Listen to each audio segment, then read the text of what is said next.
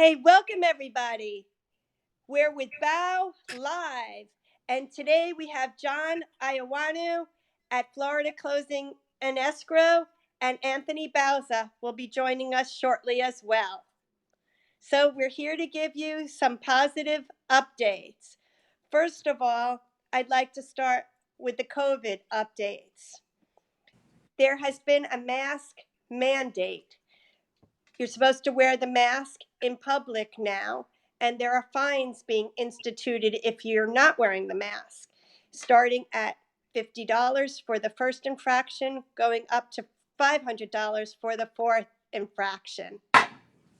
Also, for the 4th of July holiday weekend, the bars, beaches, and parks are now going to be closed. There's also restrictions. At restaurants, they're supposed to be 50% at capacity. There's going to be curfews. At pools, the hours are going to be limited from 8 a.m. to 6 p.m.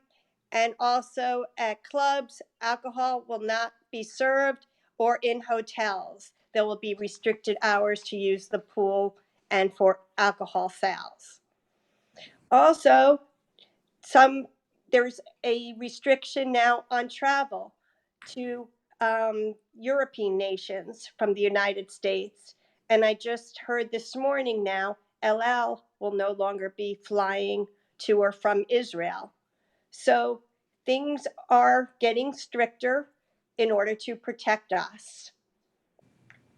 If businesses don't adhere to the guidelines, they're going to be closures in return.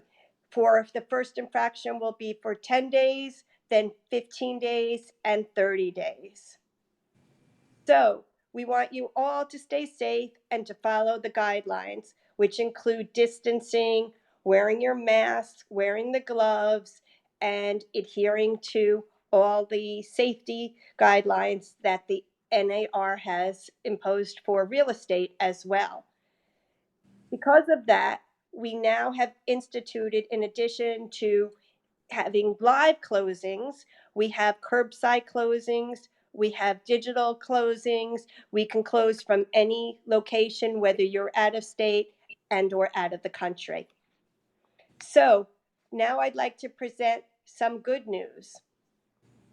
There are developments that are being built. In fact, at the Carlton Terrace at 10245 Collins, there are 3 developers right now bidding on this 88 unit building, and the offers are coming in at over $100 million. The zoning will have it turn into a 275 feet, 28-story building. So there are bidding wars going on. In fact, there are bidding wars for properties now as well, which we'll get into when we give the marketing updates for Florida and other states. But we're going to start with now some updates. Anthony, can you tell us any of the updates for the unemployment benefits? Yes, so the unemployment benefits, specifically the federal pandemic unemployment compensation portion, which Hello?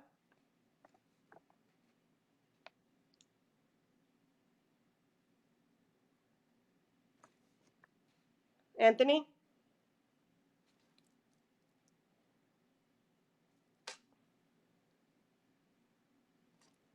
Are you there? I think we lost Anthony, a little technical difficulty. pandemic unemployment assistance. Okay, so that has been extended, as well as what is the rental mortgage assistance fund update? So, as part of the CARES Act, there were funds that were allocated to the different states. And in Florida, Governor Ron DeSantis has allocated $250 million of that to a newly founded rental and mortgage assistance fund. So they will be giving 120 million to the Florida Housing Finance Corporation in order to provide rental assistance to households who live in affordable housing rentals that are in the Florida Housing Finance's portfolio. So the funds are for rent between July and December, but they are trying to also include for April, May, and June any missed payments to be able to pay those as well. There's also a separate $120 million fund that will be used for rental and homeowner assistance programs for things such as new construction, rehabilitation, mortgage buy downs, down payment and closing cost assistance, or repairs that are needed that were caused or impacted by this pandemic. So there is a lot that's going to be set up. The actual details haven't been released yet, but the money has been allocated for this purpose. Okay. And can you also give us an update about the residential indexes per Sotheby's? I know that east of 95 for the condos and the homes, there have been comparisons. If you can give us the update, thank you. Yeah, so a year over year comparison actually shows that from 2019 to 2020 for the week of June 22nd, in June, the active properties for single family homes are actually up. If in 2020 there's 24, whereas like 1 year prior there were only 2. And active properties also has increased as well. There are currently 249 active properties for condos, whereas in 2019 there were only 26 at this time. So definitely there is some major increases compared to last year. Okay, that is good news then. And last time we emphasized that we think that it's a good idea to do virtual showings and virtual opens for safety reasons. And also, I want to stress the importance now of political correctness. As you know, you're not allowed to use certain terms now. Even Uncle Ben's is changed, Aunt Jemima, and so forth. You're not supposed to say master bedroom any longer. So keep up with all the guidelines and stay current. Education is power. Your clients are looking to you for guidance and for updates during this time. That is extremely important. Okay, the next question is for John, if he's available. I didn't see you. Great. Our distance. Okay, keeping the proper distance. Thank you. Real estate is considered the best investment now for 7 years. A Gallup survey asked people whether real estate, stocks, gold, their savings accounts, CDs, or bonds were the best investments. And in fact, 35% said real estate and 21% said stocks. If you can elaborate on that. Right, so every year Gallup does that poll of Americans to determine the best long-term investments. The 4 you mentioned were the choices: real estate, stocks or bonds, gold, savings accounts. So yeah, for the 7th year in a row, again, even though we're through this kind of crisis we're going through, civil unrest and the pandemic issues, real estate topped the most chosen of the 4. So like you said, 35% was for real estate, followed by 21% for stocks, savings accounts at 17%, and gold all the way at 16%. So when speaking to your clients, you can always mention to them that investments, when compared to other issues, real estate is the best one. Okay, that's good news for long-term investors. How is Miami real estate headed in the right direction right now? Just to pull some stats, Miami's housing market recovery index score increased by 1.6%, showing a strong sign of recovery with a score of 97.2%. Basically, what that means is that puts us within the top 20 cities within the US. As we head into the summer, growth in online home searches and also asking prices still remain steady compared to the pre-COVID levels. So that's also good news. Realtor.com Housing Market Recovery Index for the week ending in June 13th increased by 1.2 points over the previous week, moving up to 90 points. So that indicates that the US housing market has recovered nearly half of its January 2020 levels, which was the pre-pandemic. So things are moving in the right direction, slower than what we would have hoped because of the reemergence of the virus, but still heading in that direction. So if we keep the course, hopefully it will continue in that direction. And in fact, the housing market has increased in the states with higher jobs created in the tech sectors. Those are recovering the fastest because of the stable jobs and income in those states, which Miami is one of them. There's a high millennial and tech sector, especially in our downtown area. So the next question. Before that is we're seeing a forecast that the increasing in pricing is going to happen. Basically, the reason for that is once buyers in many of the states that are restricted are allowed to come out, they're going to be looking at more homes, making more offers, and so basically what that means is the demand is going to increase. And as soon as the demand increases, prices will increase as well. Yes, in fact, the pricing forecast per Barbara Corcoran of Shark Tank fame and of Corcoran Real Estate in New York said there's going to be a price explosion. Homes will be gobbled up and purchased quickly as the restrictions are lifted. In fact, she predicts even more bidding wars.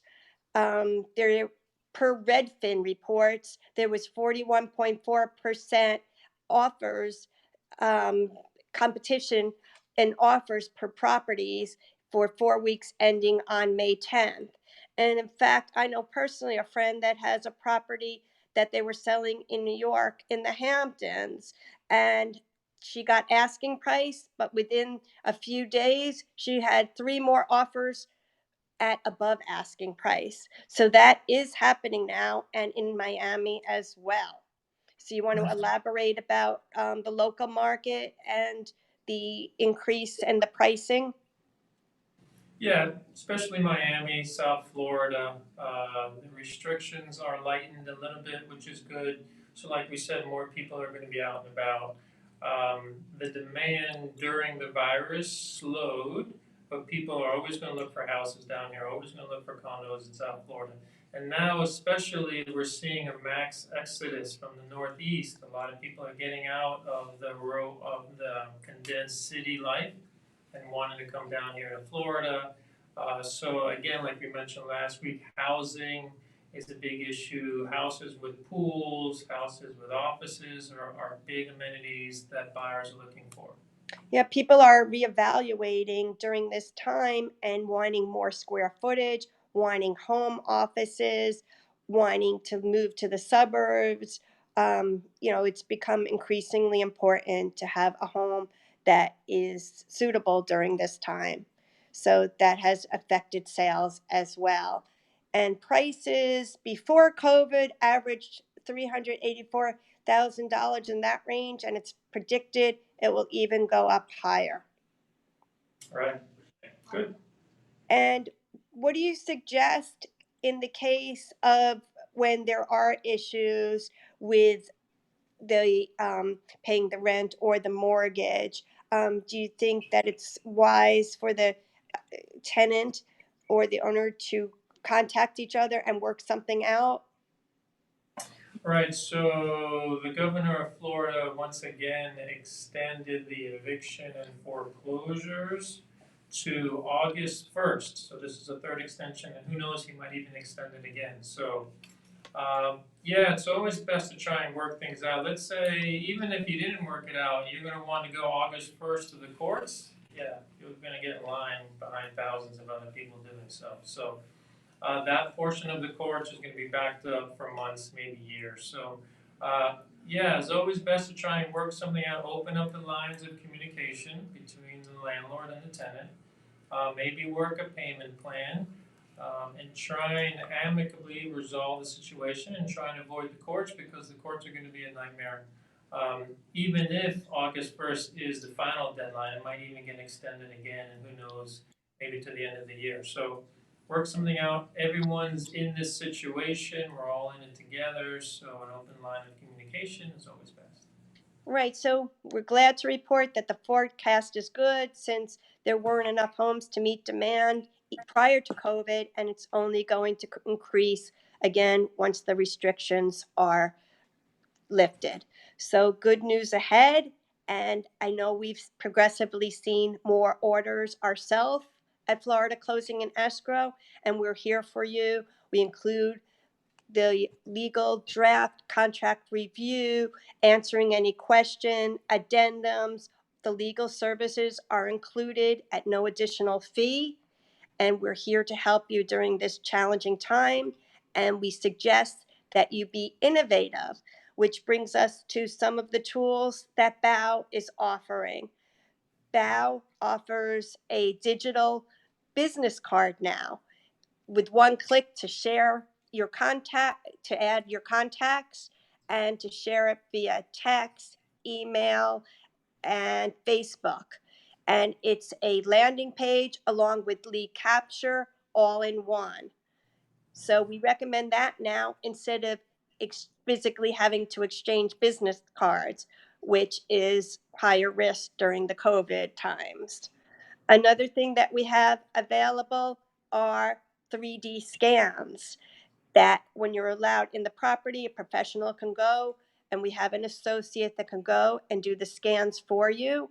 We have great pricing for that, $95 up to $175 to $225 based on the number of bedrooms. And if you're not able to get into the property, you can send pictures and the scan can be actually created for you. In addition, we have web alerts that subscribers can be, that visitors to your website can be changed into subscribers who you then send timely and updated push notifications to about properties. So you can stay in touch in live time. In addition, we can create live and virtual opens and tours for you, either live broadcast opens. If you can't be in the property, you can even have your client do the tour. You can be on screen, your client can be on screen or not when you're touring the property. You can also have Facebook and Google invites created for live events or virtual tours with lead capture. And we would like to promote those via social media, digital target marketing, Facebook boosts, and Google ads so that you'll get thousands to millions of viewers. So we recommend a lot of innovative tools during this time, and the virtual or the live opens, we can add in 360 Google Maps and photographs. We can add in pre-recorded videos or pictures. We can add music, narration, and editing. So we would look forward to helping you during this challenging time with any tools that will increase your success. And you could contact us at 305 720 2844 or 1 800 FL Close. So we hope to assist you. And first of all, stay safe during this time period. If you have any questions, feel free to contact us. Thank you for joining us, and we'll be here next week at the same time. And we look forward to speaking to you or seeing you soon. Thank you.